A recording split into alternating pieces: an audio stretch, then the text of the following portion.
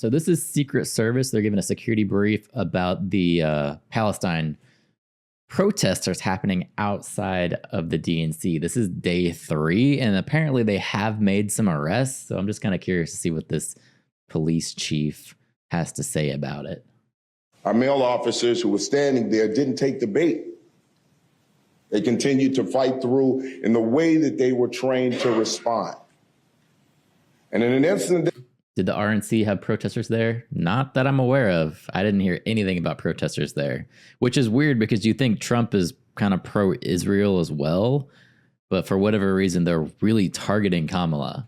Like that, where that number of people showed up to fight with the police, and we were able to take nearly 60 people into custody. Minimal injuries. Tells you that what's happening with the Chicago Police Department is transformative. The leadership and the leadership team that you see right here, this is a transformation of what you're seeing. Please report that. There was enough of you out there. We will not allow people to come to this city, disrespect it, and destroy it. Good. We expect the rest of the week. You want the Chicago police to be like this, for sure. I know the local businesses in Chicago were boarding up windows for the DNC. Yeah, I saw that too. They were preparing ahead of time for the DNC because they knew this shit was going to get out of control. At least he's trying to do something about it. It sounds like, I don't know. Their journalists are going to ask him questions so we know a little bit more of what's going on. But at least he's being tough on them. To be better. That's what we're hoping for.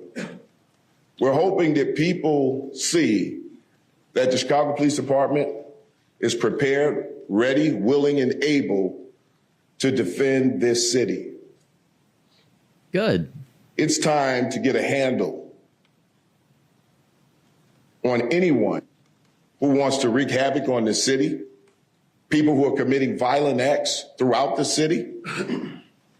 It is time to bring Chicago back to where we know it can be. Yeah. But that's going to take all of us. So it wasn't just the Chicago Police Department last night.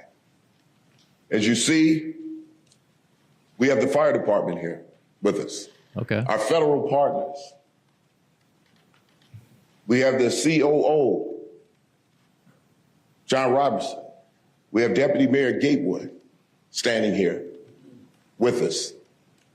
There are so many people behind the scenes from other agencies who are working to make sure that this city is safe and to make sure that we're successful throughout this DNC. Hard to talk about all the, in Chicago without getting banned. It's true. I know I've definitely pushed the lines in the past where I'm kind of wondering if YouTube is going to accept my monetization application.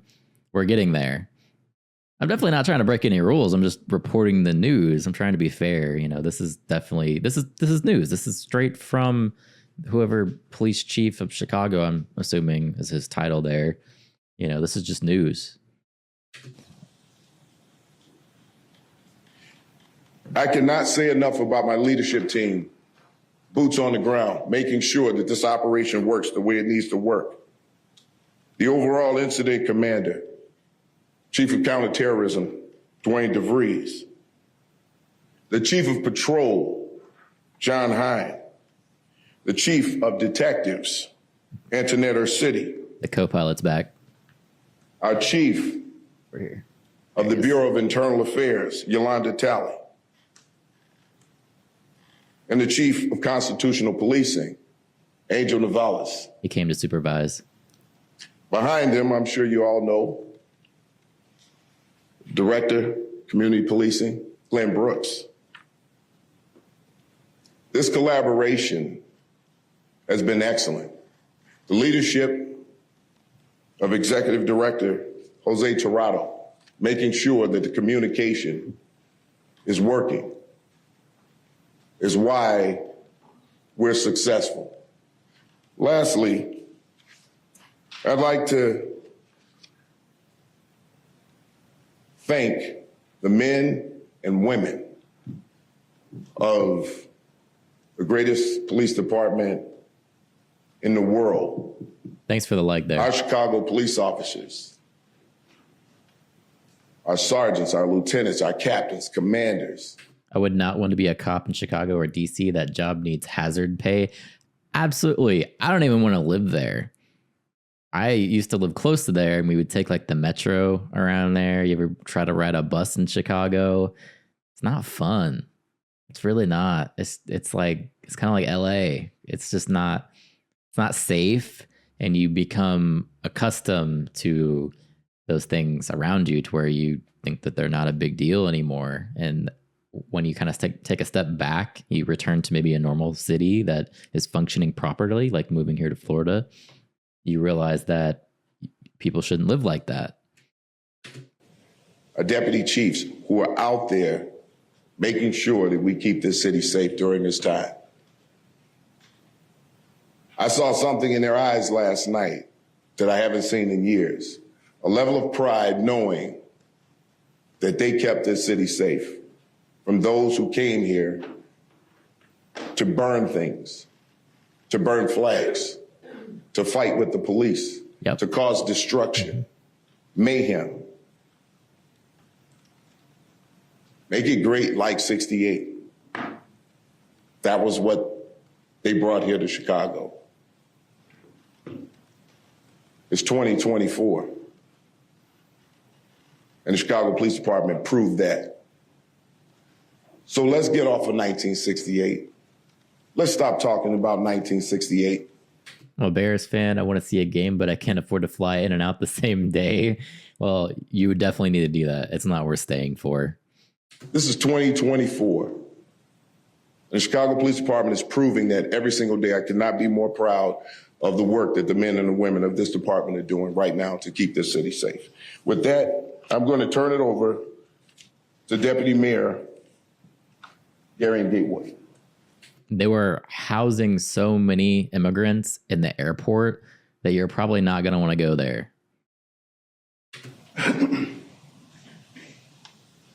Thank you, Superintendent. Good morning. I stand here yet again. As I said yesterday, the city is ready. The city has always been ready. The collaboration that we have across the board has been phenomenal. Last night wasn't a protest. To call last night a protest would be disrespectful to people who have actually protested for things that have moved societies forward across the country. Now, that wasn't what we had last night. What we had is we had people who came down to the city to cause harm, to wreak havoc, and they were met with the best trained police department in the country. They were met with collaboration across the board with all of our agencies working together around the clock, with leadership like Deputy Mayor Lori Lipson, who makes sure that all of our agencies show up on time every time to make sure this work happens. We work in partnership around the clock. We work to keep this city safe. And again, as I said yesterday, we welcome protests. We welcome peaceful protests. Last night wasn't that.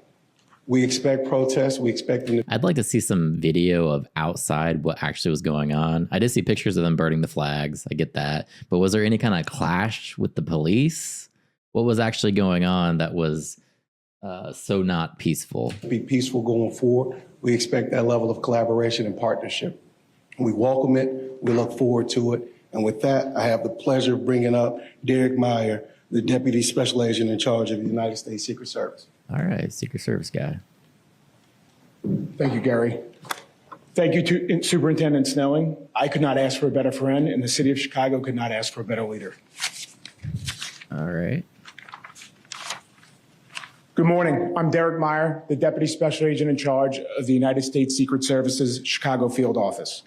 We're starting the third day of the 2024 Democratic National Convention, and I'm proud of the work the U.S. Secret Service, Chicago Police Department, and the rest of our federal, state, and local partners have done securing this historic event. It is a total team effort. There have been several large... I saw a video with a fence accidentally falling down, but no one entered. So it wasn't like anything crazy going on that you saw? Demonstrations this week. We are very appreciative of the Chicago Police Department for safeguarding the city and the convention.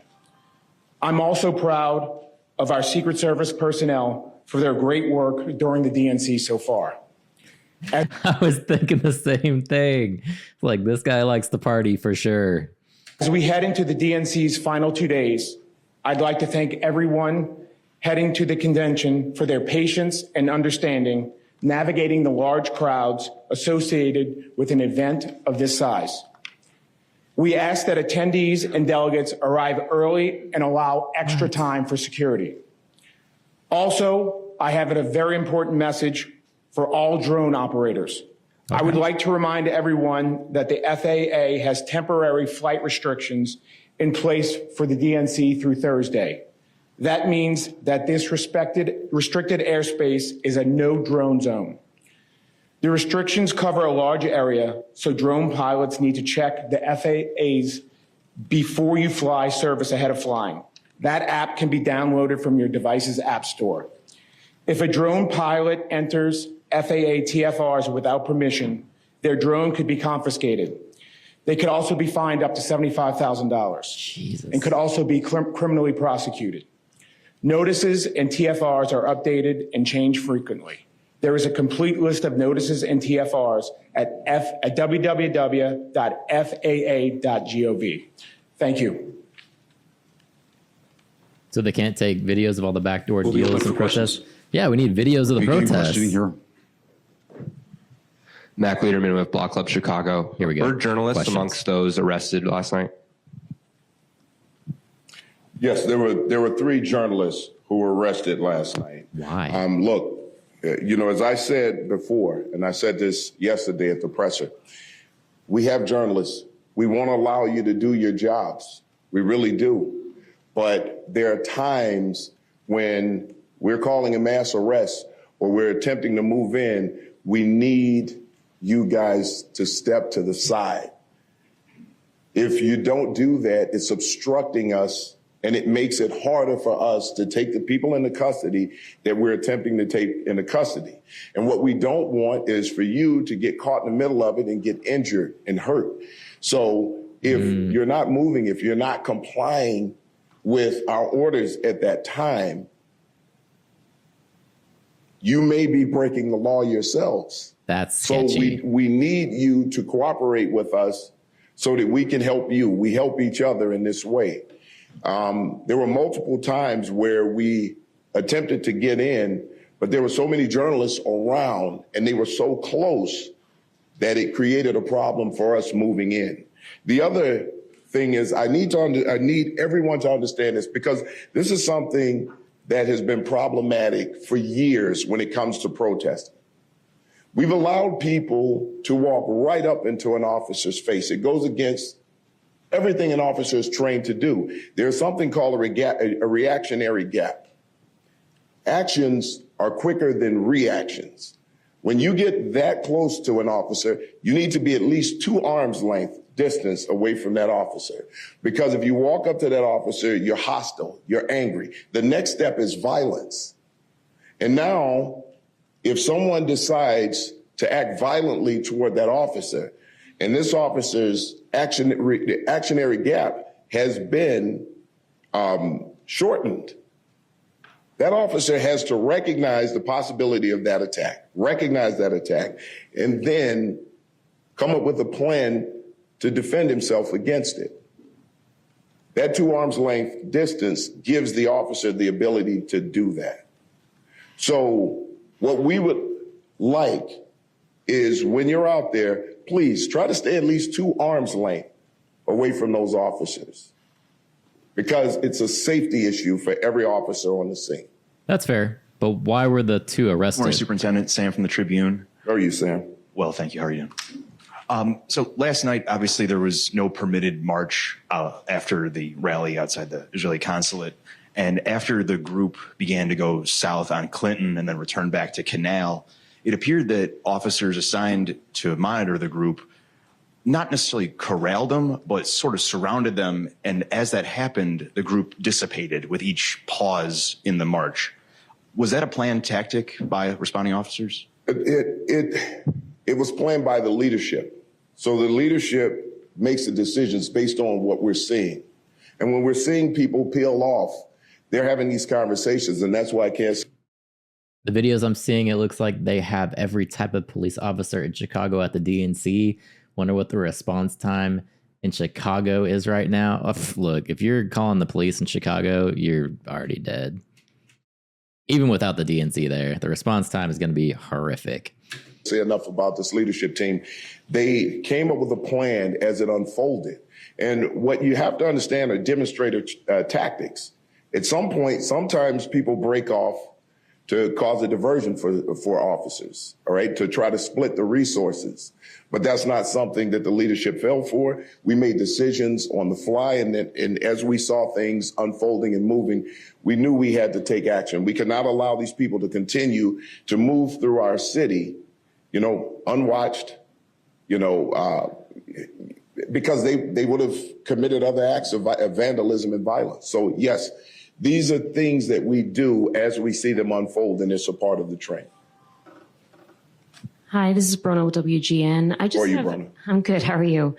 I just have a quick question. We were talking to people last night, and they said that, people that were protesting, they said that they felt that the police response was overwhelming. That's their word, not mine. Is there anything that you would have done differently last night, given what you know now? And then could you just clarify the arrest number for us as well? Because we heard another number from a different agency of 72 this morning, and I just want to get a handle on that. Well, first off, the word overwhelming, if that's the word they used, then we were 100% successful, because that's what we wanted to do. We wanted to overwhelm them. We wanted to overwhelm those people who decided to come to our city and destroy it. Now, overwhelming doesn't mean that we were excessive. The response was proportional. And in some instances, every video does look like a normal march, no massive damage happening.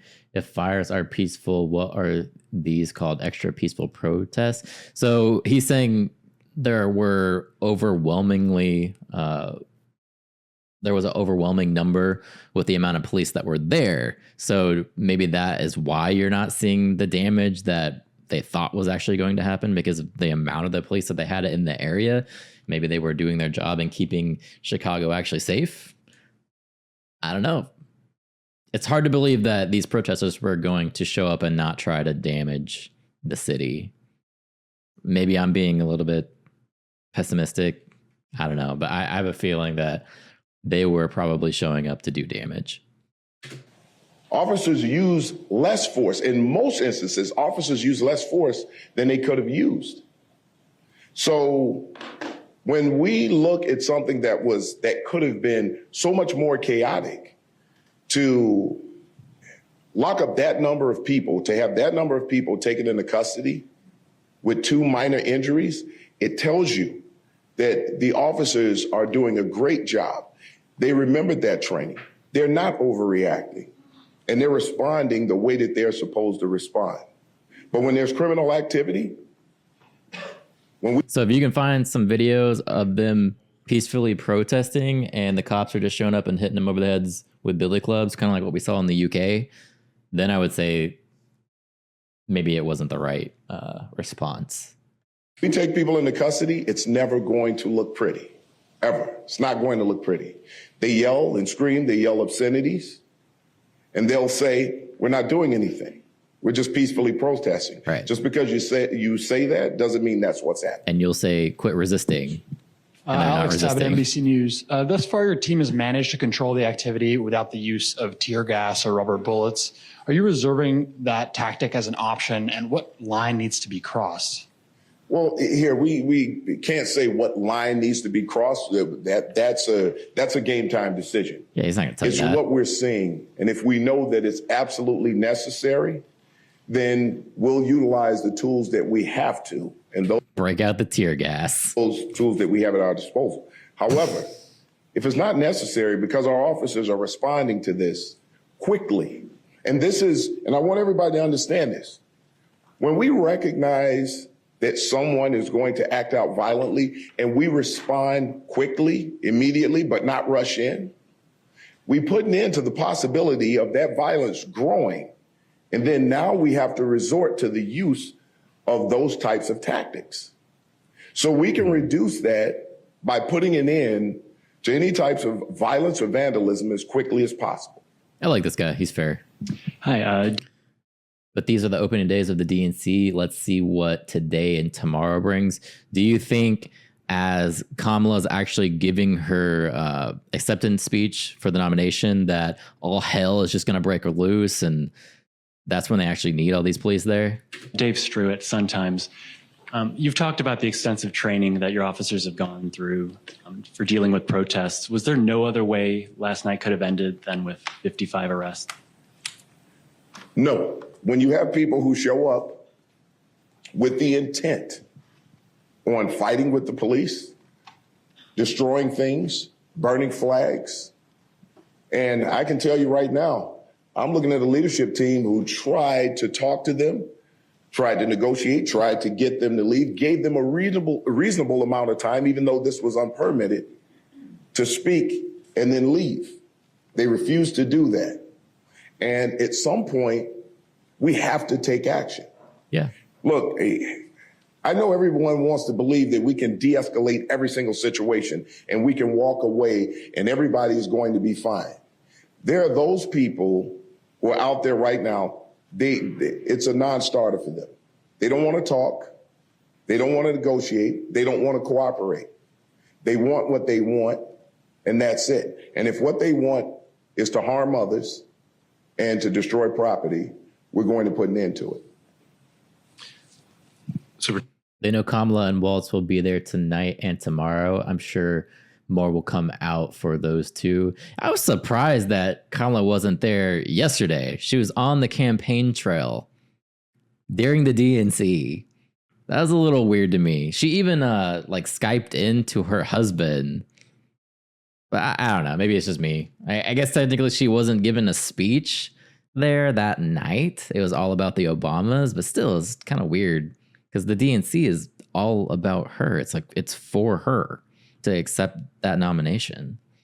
Lieutenant Martin Costi, NPR. Or you, Mark. Hi, you spoke about the three journalists and said the problem is they were too close. Legally speaking, what's the charge that they're facing? Yeah. We'll get back to you on that one. I don't have that in front of me right now, but I'll get back to you on that one. Of course he doesn't. Good morning, Superintendent. Michelle Gallardo with ABC7. How are you, Michelle? Question for you. So Sami Dun, which is one of the three. I like the way this guy talks. He is clear and demands people to listen, and he's being fair. Like this is he seems rational to me, and that is who you want to head the police. So far, good for him. Groups that is listed as being behind last night's protest has been designated as a terrorist organization in Israel. It's banned in Germany. The list goes on and on. And so as such, was this the protest that you were most concerned with in terms of your planning for it? And I guess the second part of that is, in light of that, is CPD working with federal authorities to confirm people's identities and really look through their backgrounds before just processing and releasing them? Well, we always look at that, right? Because when you're processing people, they're fingerprinted. We're looking at all of that. However, what I will say from the start, we don't just look at groups. We don't necessarily just look at affiliations.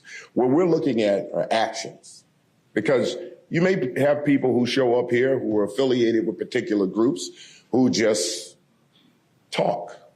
They're not here to commit acts of violence. We're looking at action. Did you notice how she never stood once during the Biden's, the current president's speech? Seemed disrespectful to me. Her ego is growing by the day. No, I didn't even notice that, to be honest. I was so into hearing what Biden was actually going to say, and I didn't even pay attention. They did pan to her a couple of times. Now that I think about it, she did kind of have she was teary eyed and all that. But I guess no, she didn't stand. And everything that we do and have planned around, we plan for those who show up here to cause destruction, chaos, criminal activity, violence. And that's what we've trained for. So no matter who shows up here, we're going to be ready to respond to them. Good morning, Carmen Vargas with Univision. Superintendent, what is going to happen from now on with protests that are not approved by CPD? Are they going to be allowed to carry on or not at all? Well, listen, we'll assess those as they happen, just like we did this one, and we'll prepare for it. Look, when people are moving about the streets, walking, talking, if we don't have any reasonable suspicion to stop, question those people, they can form up. People have the right to assemble. However, we are going to control the situation. When we get there, we'll make an assessment of what's happening. And if we know we need to take action, we'll take action. But we'll make an assessment, and everything that we do in response to that will be based on a constitutional response. Right here. Yes. Hello, Superintendent. It's Molly with the Washington Post. How are you, sir? A two-part question, if I can. The first is, the folks who were arrested overnight, will they be prosecuted? Because you spoke a little bit about that before, the DNC, about the intent to prosecute those who get arrested. And then also, we're expecting a pretty big protest later today. And then there's another big one scheduled tomorrow. But my understanding was today's might be the biggest. Will the approach today be similar to what we saw overnight? Because today's protest, the big one, is unpermitted as well by the city, or will it be different? So Chad, according to what that journalist is saying, the big protest is actually tonight. So we'll actually see what actually happens. That's my question. Okay, so to the first question, can you go over that one more time? Will the folks who were arrested overnight be prosecuted? Okay, so here's what I will tell you. I have had, and before this started, I've had a conversation with State's Attorney Kim Foxx, and she's actually made a public statement that people who come here to damage and destroy our city are going to be prosecuted. That's number one. Is our approach going to be the same with the group today as yesterday? Absolutely not, unless things change. Our approach yesterday initially was the same approach that we approach every group with. Obviously, we had heightened concerns about this one because of the threats that were coming out of the group initially. The group that's protesting today, we're going to treat them the same way we would treat anyone who wants to exercise their First Amendment rights. And that's how it starts. It's always going to start that way. It's going to start with respect. It's going to start with respect for people's First Amendment rights. If things change and we make an assessment. I wonder how much a permit to protest costs to get. Does that get paid directly to the city? I believe it does. That we need to do something different, we will do that. But we will respect people's rights to protest. Hi, Mills Hayes with News Nation. Hi. So we obviously saw an unruly protest last night, and we know that this is day 3 and there's more protests planned. Do you guys expect these other protests to look similar? Is this a glimpse of what we're going to see, these mass arrests over the next few days? No, we never know what to expect. And, and I never want to put that out in the universe that we're going to make mass arrests. I've said it before, if we can get through this Democratic National Convention with no arrests or the least amount of arrests possible, that's a win. It's a success. However, again, we're going to respect people's First Amendment rights, and those. So it looks like it depends on the size of the protest that you actually want to do, or if you're doing like a parade down the street, they're estimating that would cost up to like 20 grand to do something that big. For this, I don't know. I'm assuming they're just standing outside of the building. I don't know if they're blocking streets. So it all could depend. There's a lot of different factors. I haven't seen a lot of video of what they're actually doing, but if they're just like standing on a sidewalk, even that could have some cost as well. Those who are protesting peacefully, following the law, we will give them that right and we'll protect it while they do it. But we're not going to allow people to come into this city and destroy it. Good morning, Superintendent. Julie Bosman with the New York Times. How are you?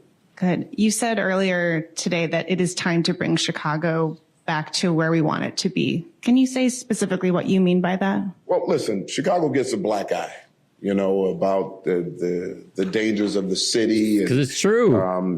They have people who don't live here who believe that if you just show up here, that, you know, you're going to suffer immediate harm. Bro. This is a beautiful city, a beautiful city. Come on. And we need to bring back our reputation. We need everybody to see Chicago. And why as what it is your reputation it's one slandered? of the most beautiful cities in the entire world. I'm proud to live here. I'm proud to be a Chicagoan, and so is everyone standing here. And I'm proud to be a part of an organization right now that's defending this city against destruction and harm. 20K, yeah, that's for the permit for a parade down the street. You really have to believe in something to pay that much to possibly get arrested. Exactly. So even you could pay your permit, and if things get out of hand, you still get arrested. But, Hi, Superintendent Heather Sharon, How are you, WTT Heather? number 8. Can you talk a little bit more about the taunts directed at female Chicago police officers? They were explicitly sexual in nature and directed at them because of their gender.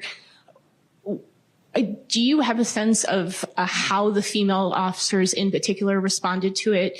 That seems somewhat unusual to me. And I want to know a little bit more in specific about what they faced last night. Well, I tell you, listen, I was here in 2020. I was here during the NATO event, and I was on the front lines in each one of those. And women suffer those taunts on this job all the time. You know, I mean, just vicious nastiness. But our officers are resilient. I can't say enough about the women who work this job. Just the strength that they showed to work through that was amazing. And we have to make sure that we check on them to make sure that they're working their way through it. But I tell you, the level of resilience that they showed through this was amazing. And I can't say enough about them. And, you know, a lot of times we see these tactics because they're demonstrated tactics to also upset the male officers who want to stand up for their fellow officers. But they didn't take the bait. They didn't take the bait. But I just can't say enough about these officers and those women who dealt with that and were resilient throughout it all. Good morning, Superintendent. Joey Kaplan with the Associated Press. How are you, Joey? Good, thank you. Kind of a change of subject, but there was a fugitive that was arrested about a half mile from the DNC at a restaurant, a fugitive from Mississippi. Do you have any more information at this point about that, how that fugitive was located? Sounds like he was in a restaurant, and how that kind of seemed like he was taken into custody this morning. That's something I don't have a bunch of facts on right now, but we can get some information to you afterwards. Okay. Good morning, Superintendent. Megan Hickey, CBS Chicago. How are you, Megan? Good, thanks. Do you have any sense of where the majority of these protesters who were arrested are from? Are these locals? Are these people coming in from out of town? So right now we have identified 22 of them from out of town. 14 of them right now we're trying to work through because I believe they've refused to give addresses. So we haven't been able to determine where they're from at this point. But right now, nearly half of them, and that's without the 14 being accounted for, are from out of town. They're not from Chicago. A lot of them are from the West Coast. That's just last night, yes. Thanks, Superintendent, for doing this. Shimon Prokopis from CNN. When I was out there on Monday with the protesters, like the 3,500, I wanted your observation on this. There seem to be, and perhaps it's these outside groups that are coming in and are trying to agitate the protesters. And what's happening is actually the protesters who have the permit and who live here are actually blocking them. There was a group that was trying to break through a group of officers that were on bikes. And so I just wanted to get your observations on that and what you're seeing out there. I saw some of your deputies out there, and obviously saw you out there. But I just wanted to get your sense if that is something that you're seeing, and just your take on that. And then I would like to ask the Secret Service a question as well, if possible. So when you say block, you mean where they trying to stop the bad people within the group from getting? Yeah. Well, so here's what I will tell you. And the protest on Monday, you had a lot of great people in that protest who just simply wanted to express their First Amendment rights. Now, you will have people who will infiltrate those groups. Now, when we have those groups who self-police to some point, they have their own who are monitoring that. And in some cases across the year, we've worked with those people to make sure that if we need to extract someone from the crowd who's doing harm so that they don't hurt the cause, we will do that. And we'll do that with any protest group. If you want to protest and you have your own people just kind of self-policing and you're cooperating with us, there's someone within that group doing things, committing acts of violence, vandalism, point them out, step aside, we'll go in, we'll extract that person, and we will continue to move on. Okay, and just for the Secret Service, if I may, there was a lot of concern over these email threats at the hotels, and I just want to see if there was any update on that and how things are going with that. We in law enforcement, especially the Secret Service, have to run out every threat. I know we ran out every single threat yesterday, and I think they're continuing to come in today. But as our agency, along with the Chicago Police Department, will continue to run out all those threats. Yeah, this guy's jumpy. Steve Vado from the New York Post. How are you, Steve? Good. How are you? Good. I know you said you didn't know the charges against the press, but do you know the charges against the protesters or a range of charges? Well, there are multiple charges. There are disorderly conduct charges. There are obstruction charges. There are charges of battery to police officers, and quite a few more. Now, at some point, you'll be able to get that information, and I have it right here. From the Joint Information Center, they'll be releasing the information when it's finalized. So you'll be able to go in and look at all of that information. Also, we're also setting up a FOIA portal at some point, and you'll be able to get the information through there also. Morning, Superintendent. Morning. Ben Haberly with NBC5 Chicago. How are you? I'm good, thank you. I wanted to ask because it appears as though the tone and the interactions between protesters and police has changed. And Sunday, there's a marked difference in your tone this morning. Crowd control policies inherently have a little bit of discretion. You've said a couple of times you felt like officers could have potentially used more force. Can you talk about whether you believe they should have? And are there incidents in which you believe the party guy definitely has a spare key to the evidence room? Yeah, he's definitely jumpy. Your officers should use chemicals or kettle protesters if they're being unruly in your view? Well, first of all, let me say this. Our officers, we didn't have any major injuries of our officers yesterday. Now, in the protest Monday, we had an officer who was pushed over at a different protest from the one at the fence and suffered a concussion as a result of that. But minimal, minor injuries to two officers. Minimal, minor injuries to two of the arrestees. So if you ask me the question, was it necessary to use those higher levels of force at that point? No, because our officers weren't injured. Now, there are times where we know that when the risk of injury becomes greater, the risk of death to an officer is imminent. Now we go to those higher uses of force. Break out the taser. But because the officers worked together, there was a coordinated effort, and we had a number of officers where they could work in coordination with each other. They were able to take these individuals into custody without resorting to the use of weapons. Now, that's not to say that if officers are outnumbered and they have to respond to attacks, that they should not go to a higher level of force to protect themselves. So it's based on the conditions and the circumstances, and then having a leadership team out there guiding the officers, recognizing certain things, and making sure that the officers are staying within the boundaries of their training. I mean, it was just an excellent job by everybody involved. Final question. Morning, Superintendent. Chip Mitchell with WBEZ. Great, Chip. I was last night, I was covering a different protest it was Montrose Harbor on the north. How many protests do we have going on right now? Side, 120 people, interfaith, Muslims, Jews, Christians speaking.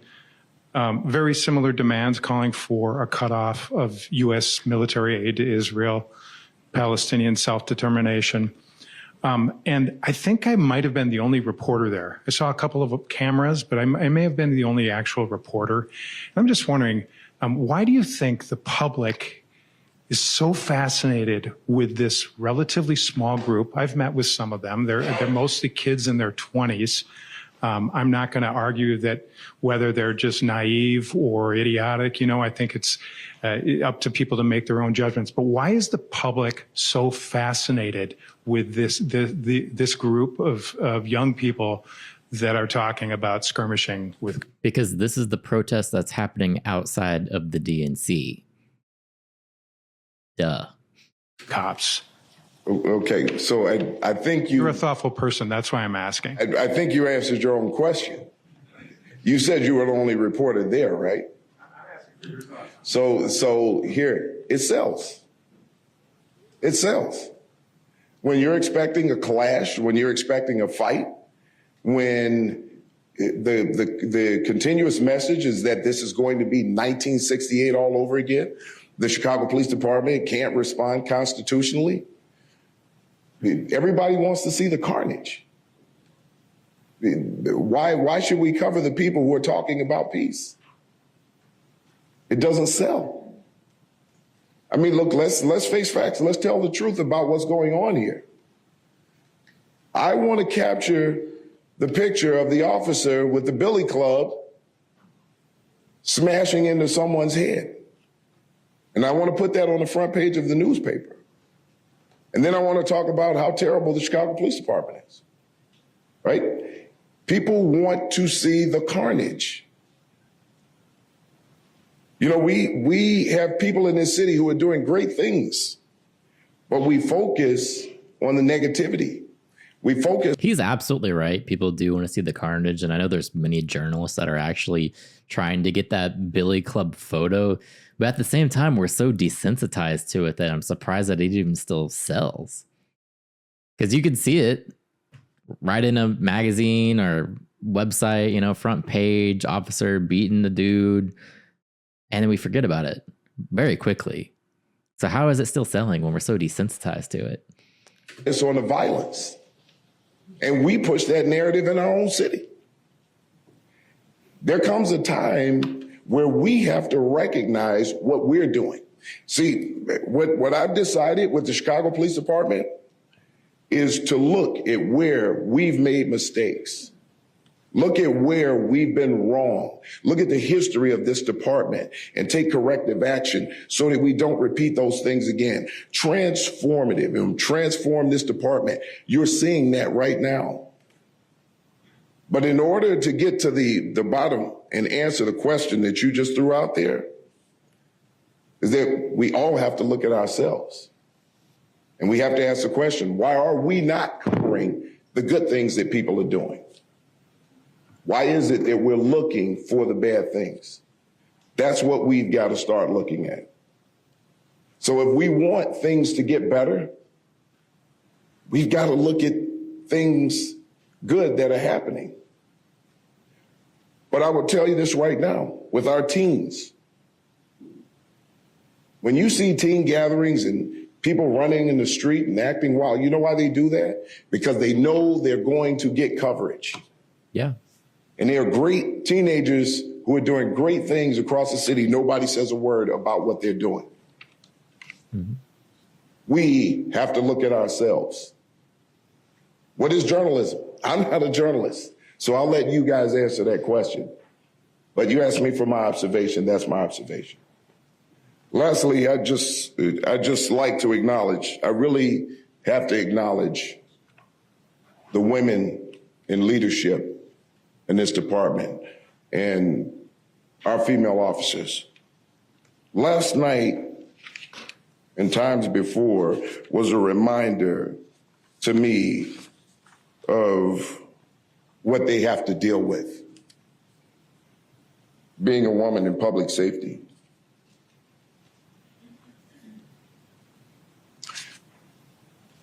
I really have to give credit. I'm sure there are still some journalists out there trying to keep up the refund the police story.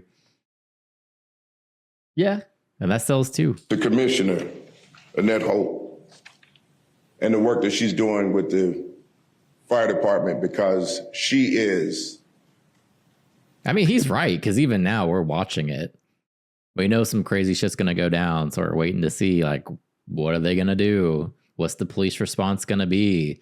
So I see why it sells. An excellent, excellent partner. Deputy Commissioner Mary Sheridan, with the work that she does. Hardcore. Just couldn't ask for better people. Our chief of detectives, Antoinette City. As a weak clap. Our chief of the Bureau of Internal Affairs, Yolanda Talley. Thank you for the work that you do. Thank you for the resilience, and thank you for setting an example for every woman who... That was supposed to be defund? Yeah, I caught it as I was saying it. Who wants to be a part of public safety. You're setting the example, and you're trailblazers for that, so continue to keep that work up. I appreciate the work that everybody here is doing. Thank you. Thank you for the questions.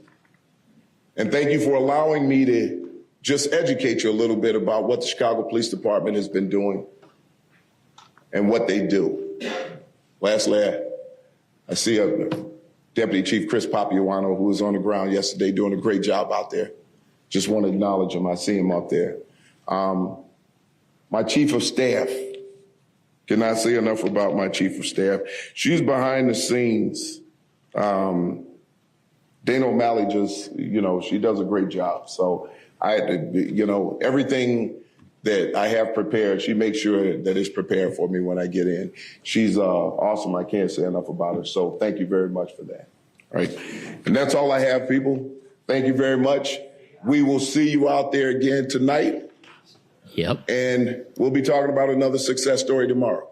Will you be out there tonight? Absolutely.